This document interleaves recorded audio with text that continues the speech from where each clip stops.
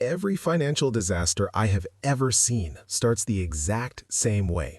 A guy walks into a dealership with a perfectly reasonable plan. This is Sketch. He's 31, makes $83,200 a year. Decent job, decent credit. And today he wants a sensible $20,000 used sedan. He is about to leave with a $55,000 truck, and he is going to thank them for it. Let me show you how. The salesman's name doesn't matter. His commission does. And the first thing out of his mouth is not, "What car are you looking for?" It's not, "What's your budget?" No. He asks the single most dangerous question in all of personal finance. What do you want your monthly payment to be? And Sketch, sweet, dumb, beautiful Sketch, says, $750 a month. I can do $750. He did the math at home, checked his budget. He can swing that. And the salesman hears something completely different. He doesn't hear a budget. He hears a leash. 750 times 84 months, that's $63,000. And now, he just needs to figure out how long he can make it. The sedan? Forgotten. The salesman walks Sketch right past every reasonable choice on the lot, straight to a $55,000 pickup truck that Sketch does not need,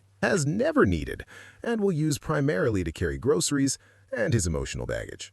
It looks good, and looking good is expensive. 20 minutes later, paperwork's done. Monthly payment? $749. Under budget. Sketch drives off the lot thinking he negotiated. He didn't negotiate anything. He just got fitted for a financial straitjacket. All right, let's kill the fantasy. Here's what Sketch actually signed. Vehicle price? $55,000. Down payment? 0, of course. Loan term? 84 months. That's 7 years. Interest rate? 9%. 84 months. You know what you can do in 7 years? Get 2 different master's degrees, raise a child to 2nd grade, watch the entire truck you're paying for become worthless. At 9% interest over 84 months, Sketch's total payback is $749 times 84. That's $62,916. Truck cost $55. Interest paid $7,916. Gone, vaporized, paid to a bank for the privilege of going broke slowly. But oh, it gets so much worse. Depreciation. The second Sketch's tires hit the public road, that truck loses roughly 20% of its value. Day 1, off the lot, truck is now worth about $44,000. What does Sketch owe? Still basically $55,000. He is $11,000 underwater before he even adjusts the mirrors. Year 2, the truck books at $32,000. He still owes $48,000. Sketch is now $16,000 underwater. He doesn't own this truck. This truck owns him. And this is where the death spiral starts. Year 2, the truck needs new tires, new brakes, $1,800. Sketch doesn't have it because $749 a month doesn't leave a lot of room for the truck literally falling apart on schedule. So what does Sketch do? He goes back to the same dealership, back to the same guy. And the salesman says, "I swear this is real. This happens every single day in America." He says, "Great news. We can get you into something new." Great news. The 2 most expensive words in the English language.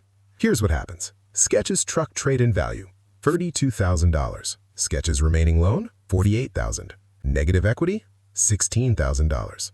That's 16 grand. They don't make it disappear. They roll it right into a brand new 84-month loan for a different car.